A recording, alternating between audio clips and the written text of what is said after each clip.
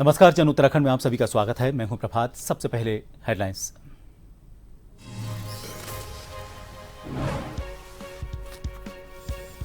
उत्तराखंड भाजपा को 15 जून तक मिल सकता है नया प्रदेश अध्यक्ष, जिसके बाद मंत्रिमंडल विस्तार संभव। दर्जनों विधायक रेस में, हाईकमान की हरी झंडी का इंतजार।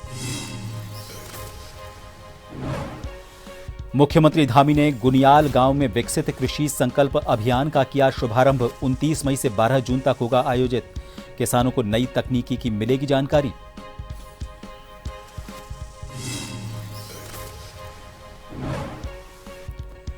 उत्तराखंड में अहिल्याबाई होलकर की जयंती पर कई कार्यक्रम। 31 मई को मुख्यमंत्री के आवास पर होगा भव्य आयोजन। राज्य मंत्री मधु भट्ट ने दी जानकारी।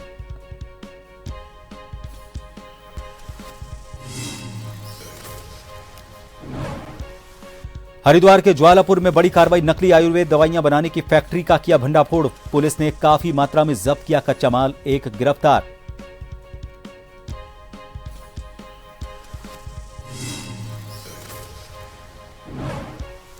और उत्तराखंड के कई जिलों में आज होगी भारी बारिश। मौसम विभाग ने जारी की चेतावनी। हरिद्वार, नैनीताल और चंपावत में चलेगी तेज हवा।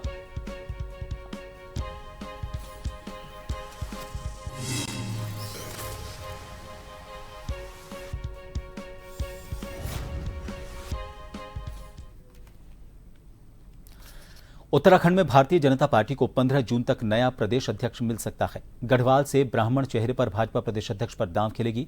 नया प्रदेश अध्यक्ष मिलने के बाद मंत्रिमंडल का विस्तार हो सकता है, जिसकी दौड़ में दर्जनों विधायक हैं, लेकिन अभी भी मंत्रिमंडल पर संशय बरकरार है। फिलहाल उत्तराखंड भाजपा को दिल्ली हाईकमान की हरी झंडी का इंतजार है।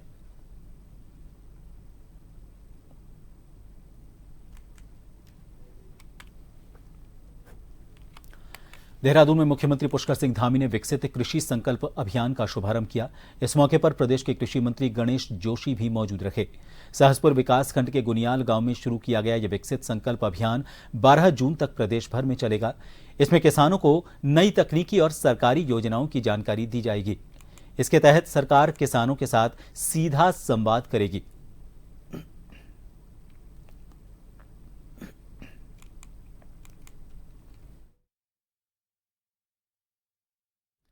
केंद्र सरकार के कृषि मंत्रालय की पहल पर कृषि विज्ञान केंद्र लोहाघाट में विकसित भारत संकल्प यात्रा का मुख्य अतिथि लोहाघाट विधायक खुशहाल सिंह अधिकारी और विशिष्ट अतिथि मुख्य विकास अधिकारी डॉक्टर गणेश सिंह खाती ने दीप प्रज्वलित कर शुभारंभ किया। साथ ही 3 कृषि रथों को भी हरी झंडी दिखाकर गांवों की तरफ रवाना किया। इस दौरान विधायक अधिकारी ने मुख्य विकास अधिकारी से किसानों के उत्पादों को गांव से विक्रय करने की सुविधा और जंगली जानवरों से निजात दिलाने की बात कही।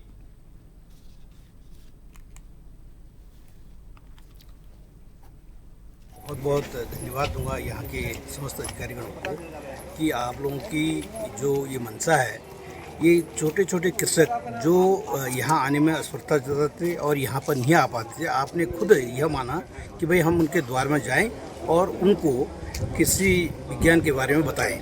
इसके लिए मैं इस पूरे परिवार को बहुत बहुत धन्यवाद देता हूँ, बधाई देता हूँ। और इस कार्यक्रम से हमारे कृषकों का उत्पादन भी बढ़ेगा और उत्पादन के साथ साथ जो पलायन की एक बीमारी हमारे इस क्षेत्र में लगी, वो बीमारी भी रुक जाएगी।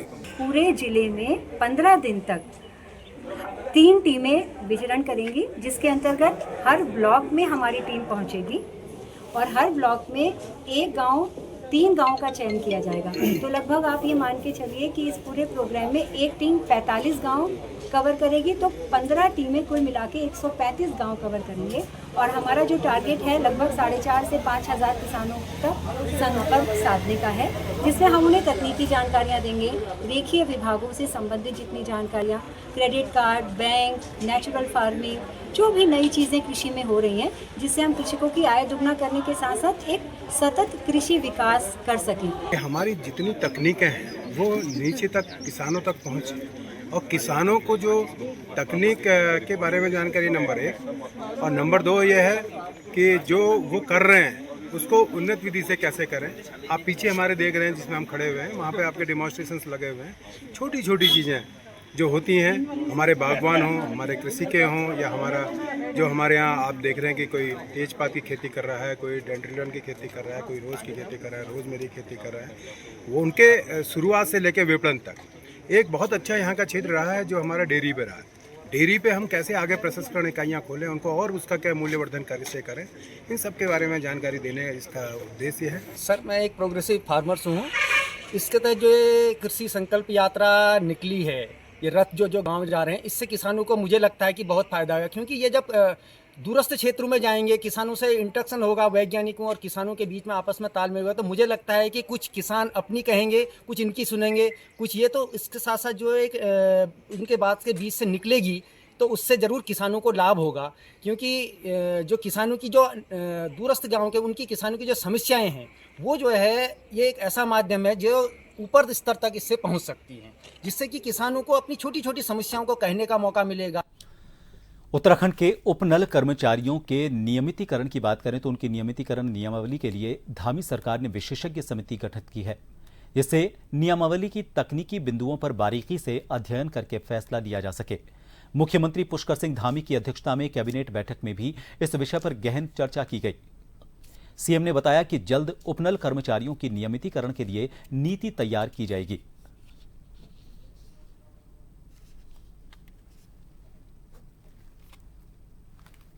हम स्टेप बाय स्टेप हमारे उपनल कर्मियों के नियमितीकरण के लिए आगे नीति लाएंगे, इस पर काम करेंगे। और कल हमने मंत्रिमंडल में सभी लोगों ने एकमत होकर इसको आगे बढ़ाने पर सहमति व्यक्त की है और एक विशेषज्ञ समिति इस पर बनेगी और सभी पहलुओं का अध्ययन करके आगे जो है उसकी प्रक्रिया को आगे बढ़ाया जाएगा। रुड़की के अंबर तालाब में रघुनाथ प्लॉट के पास विधायक प्रदीप बत्रा ने अहिल्याबाई होलकर द्वार का उद्घाटन किया। इस मौके पर भाजपा जिलाध्यक्ष माधु सिंह सहित भाजपा के तमाम कार्यकर्ता मौजूद रहे। यहां पर विधायक प्रदीप बत्रा ने कहा कि अहिल्याबाई ने देश को बचाने के लिए संघर्ष किया था, उनके इस बलिदान को कभी नहीं भुलाया जा सकता।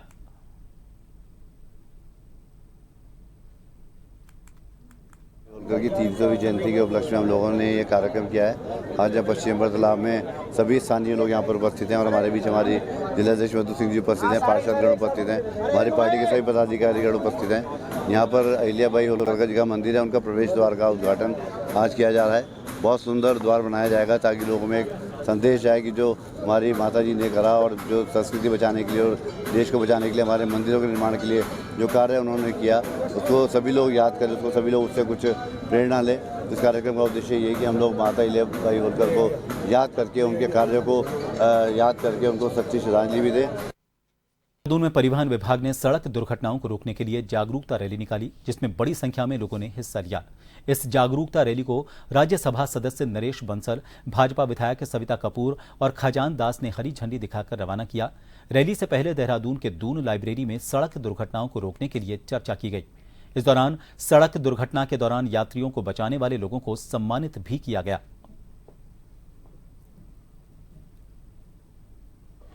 निकाली जा रही है। उससे पहले जिन्होंने सड़क दुर्घटनाओं में लोगों की जान बचा करके एक उल्लेखनीय अनुकरणीय कार्य किया है, उनको सम्मानित करने का भी एक अच्छा काम विभाग के द्वारा इसमें हुआ है। और जागरूकता रैली के माध्यम से सारे समाज को जागरूक करने की आवश्यकता है कि जो यातायात के नियम हैं सब उसका पालन करें, ओवर स्पीड न करें, नशा करके न चलाएं, ओवरलोडिंग न करें, रेड लाइट का ध्यान रखें, यातायात के जितने नियम हैं उनका पालन करें, हेलमेट लगाएं, बच्चे भी हेलमेट लगाएं, सीट बेल्ट बांधें। इन सब के लिए जो जागरूकता करने की आवश्यकता है, उसके लिए इस कार्यक्रम के बाद आज ये कार्यक्रम आयोजित हुआ और जागरूकता रैली भी निकाली जा रही है। क्योंकि कुल मिलाकर के जहाँ सड़कें अच्छी बन रही हैं वहाँ ये आवश्यक है कि दुर्घटनाएं भी कम हो। उत्तराखंड संस्कृत विश्वविद्यालय हरिद्वार में ऑपरेशन सिंदूर भारतीय शौर्य विषय पर एक भव्य जागरूकता रैली का आयोजन हुआ। कार्यक्रम का शुभारंभ संयोजक मीनाक्षी सिंह रावत ने किया, जिन्होंने ऑपरेशन सिंदूर की उपयोगिता और भारतीय वीरों की शौर्य गाथा को रेखांकित किया। कार्यक्रम में अध्यक्ष कुलपति प्रोफेसर दिनेश चंद्र शास्त्री के नेतृत्व में विश्वविद्यालय परिसर में तिरंगा यात्रा निकाली गई, जिसमें छात्र, शिक्षक और कर्मचारी पूरे जोश के साथ शामिल हुए। भारत माता की जय के नारों से माहौल देशभक्ति से सराबोर हो गया। वो निवेदन ये है कि आज जो हमने रैली निकाली अपने विश्वविद्यालय में, ऑपरेशन सिंदूर की सफलता को आधार बनाते हुए और अपने भारतीय सेना को नैतिक समर्थन देने के लिए हमने ये ऑपरेशन सिंदूर शौर्य गाथा यात्रा अपने विश्वविद्यालय के परिसर में हमने निकाली। और उसका कारण ये है क्योंकि जब तक हमारे पढ़ने वाले बच्चे, हमारे कर्मचारी, हमारे प्राध्यापक वृंद और या दूसरे जो कर्मचारी हैं, वो जब तक इस तरह के हम कार्यक्रम नहीं करेंगे, गतिविधियां नहीं करेंगे, तो वो अवेयर नहीं हो सकते, जागरूक नहीं हो सकते। हमारे सैनिकों के प्रति हमारी क्या ड्यूटी बनती है, वो रात्रि में हमारी रक्षा करते हैं सीमाओं की, तो हम चैन से सोते हैं। मानसून के दौरान दून की कॉलोनियों में सबसे बड़ी समस्या ड्रेनेज की है। अब मानसून आने में कम समय बचा हुआ है और पूरे शहर में कहीं भी ड्रेनेज सिस्टम विकसित नहीं किया गया। फिलहाल नगर निगम भी अपने स्तर पर काम कर रहा है। मेयर सौरभ थपलियाल का कहना है कि देहरादून के ड्रेनेज सिस्टम को ठीक करने के लिए सिंचाई विभाग ने एक प्रोजेक्ट बनाया है जिसमें लगभग 4000 करोड़ रुपए लगने वाले हैं। तब राजधानी का ड्रेनेज सिस्टम ठीक हो पाएगा।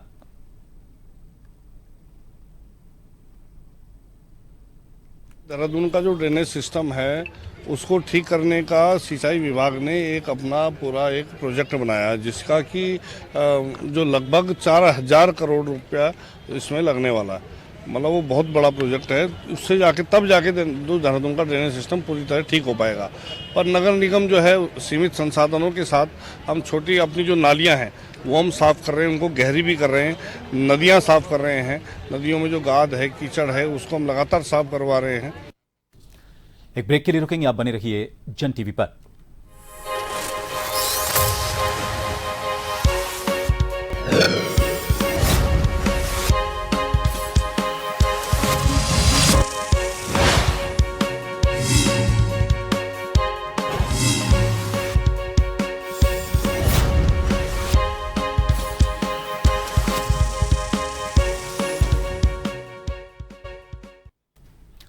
ब्रेक के बाद एक बार फिर आप सभी का स्वागत है। रामनगर के गौजानी इलाके में उस वक्त तनाव के हालात बन गए जब एक विशेष समुदाय द्वारा शव को दफनाने के लिए जमीन की खुदाई की गई।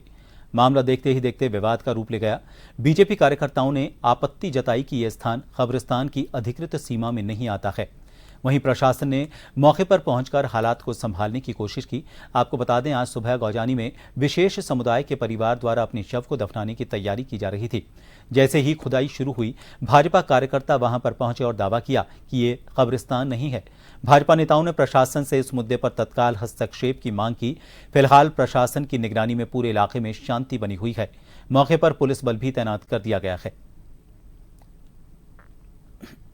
आया कि हमारे घर के बगल में जो है कब्र खोद रहे हैं, तो हम मौके पे पहुंचे तो देखा यहाँ पर कब्र खोद रहे, तो हमने उनको रोका। हमने उनको रोकने के बाद पहले, क्योंकि जिस घर में मौत हुई, तो हमने बड़ी शांतिपूर्वक निवेदन किया हाथ जोड़ के कि ऐसे मामलों में राजनीति नहीं होनी चाहिए। हमें पूरी सहानुभूति है इन व्यक्ति के साथ जिनका देहांत हुआ है। तो मैंने 10 मिनट इनसे अलग से उस परिवार से बात करी। उसके बाद मैं उनको जो है उधर जहाँ पर कब्रस्तान वाला एरिया है, जो हमारे हिंदू लोगों ने इनको दिया था ताकि इनकी जो लोग देहांत होते हैं तो उनको यहाँ पर वो दफना सके, हमारे लोगों नहीं दिया।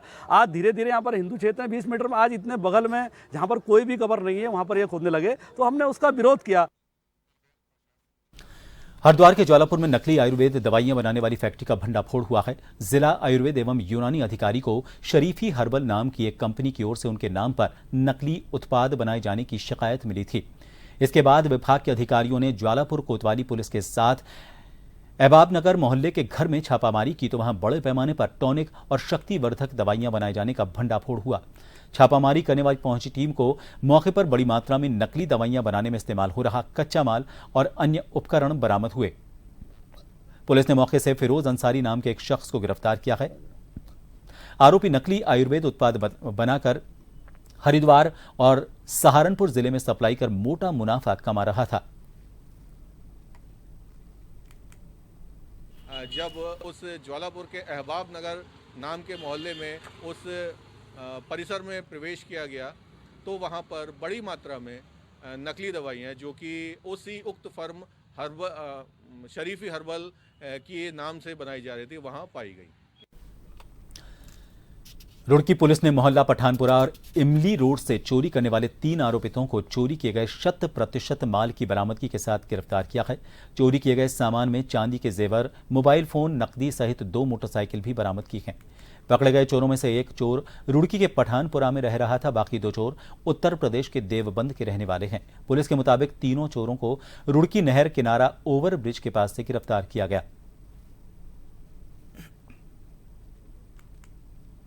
देखिए, पिछले 8-10 दिनों में 2 चोरी की घटनाएं रुड़की थाने में रजिस्टर्ड हुई थी, जिसमें जो कंप्लेनेंट है, वादी हैं, उन्होंने ये बताया था कि उनके घर से कुछ सामान चोरी हुआ, नकबजनी हुई है। पुलिस ने इमीडिएट मुकदमा दर्ज किया। एसएसआई और कोतवाल दोनों ने टीमें बना करके इसमें ट्रैकिंग शुरू करी। कुछ सीसीटीवी फुटेज हमारे पास थे और कुछ संदिग्धों की लगातार पड़ताल चल रही थी। तो कल रात हमारी टीम ने 3 अभियुक्तों को पकड़ा, जिनके पास से इस चोरी का, इन 2 चोरियों में जो सामान में गया था वो 100% रिकवर हुआ है। चोरी की बाइक भी इनकी कब्जे से मिली है। एक और बाइक मिली है जिसके बारे में अभी पड़ताल की जा रही है और हमारा मानना है कि वो भी शायद चोरी की हो सकती है, क्योंकि तीनों अभियुक्तों में से 2 अभियुक्त देवबंद से हैं, तो वहाँ उस संबंधित जिले से वार्ता की जा रही है, उसके बारे में डिटेल ली। ऑपरेशन सिंदूर की सफलता के बाद देश भर में भाजपा के द्वारा भारतीय सेना के सम्मान में जगह जगह तिरंगा यात्रा निकाली जा रही है। बुधवार को लोहाघाट में नगर मंडल अध्यक्ष गिरीश कुमार की अध्यक्षता में भाजपा की बैठक हुई, जिसमें राज्य मंत्री दीपक मेहरा ने विधानसभा क्षेत्र में हो रही तिरंगा यात्राओं की समीक्षा की। उन्होंने कहा कि अब तिरंगा यात्रा बूथ स्तर में भी हो रही है। इसके लिए बैठक में सभी पदाधिकारियों को दिशा निर्देश दे दिए गए हैं। जो पाकिस्तान ने जिस प्रकार से अपने आतंकवादियों को एक षड्यंत्र के तहत एक हंसते खुशते वातावरण में जो कश्मीर फिर से एक अपनी तरक्की पे चल रहा था, पर्यटन उद्योग पनप रहा था, उससे वो अपने बहुत परेशान हो रहे थे, बहुत जल रहे थे।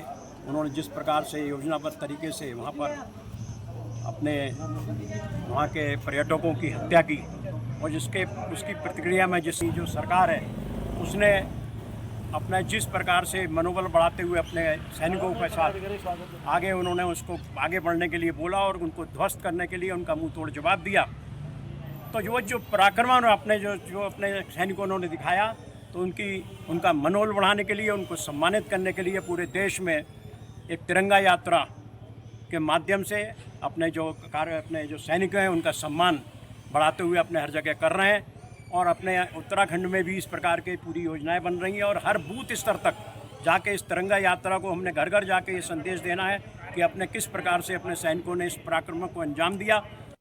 देहरादून नगर निगम अब दुकानों और प्रतिष्ठानों पर लाइसेंस शुल्क लेने की तैयारी कर रहा है, तो वहीं व्यापारियों ने लाइसेंस शुल्क के निर्णय को वापस लेने की मांग की है। देहरादून के अलग अलग व्यापारी वर्गों से अब तक नगर निगम में 93 आपत्तियां आ चुकी हैं। वहीं 31 मई तक आपत्तियां लेने के बाद नगर निगम द्वारा एक समिति बनाई जाएगी, जिसमें दून के अलग अलग व्यापारी वर्गों के एक सदस्य को शामिल किया जाएगा और समिति में जो भी निर्णय आएगा उसी आधार पर लाइसेंस शुल्क लगाया जाएगा। देखिए, अभी तक हमारे पास 93 आपत्तियां आ चुकी हैं और 31 हमारी इसमें डेट थी कि 31 तक हम इसमें सारी आपत्तियों को सुनेंगे, हमारे पास आएंगी और उसके बाद हम उस पर विचार करेंगे। तो आपत्तियां हमारे पास 93 आ चुकी हैं। तो हमने आज ये निर्णय लिया है कि हम तमाम अपने जितने भी संगठन हैं, जितने व्यापार मंडल के वरिष्ठ हैं, प्रमुख हैं और अन्य समूह संगठन जितने भी हैं, और उन सबको, उनके प्रमुखों को लेते हुए एक समावेशी समिति इसमें गठित करेंगे, जो समिति तमाम पहलुओं पर विचार करते हुए और व्यापारियों के हितों का भी ध्यान रखेगी, निगम का भी हितों का ध्यान रखेगी, नागरिकों के हितों का ध्यान रखेगी और हमारे पास उसका जो रिजल्ट है वो हमारे पास बताएगी। तो उस आधार पर इस पर अल्मोड़ा के द्वारहाट से खबर है। यहां पर बगवाली पोखर मंडल में अहिल्याबाई स्मृति मैराथन एक विरासत एक संकल्प कार्यक्रम आयोजित किया गया। रानीखेत भाजपा जिलाध्यक्ष घनश्याम भट्ट ने मैराथन का फ्लैग ऑफ किया और युवा प्रतिभागियों के साथ दौड़ लगाकर उनका उत्साहवर्धन किया। इस दौरान घनश्याम भट्ट ने कहा कि मैराथन के माध्यम से हम एक स्वस्थ, जागरूक और संकल्पित भारत की दिशा में सार्थक कदम बढ़ा सकते हैं।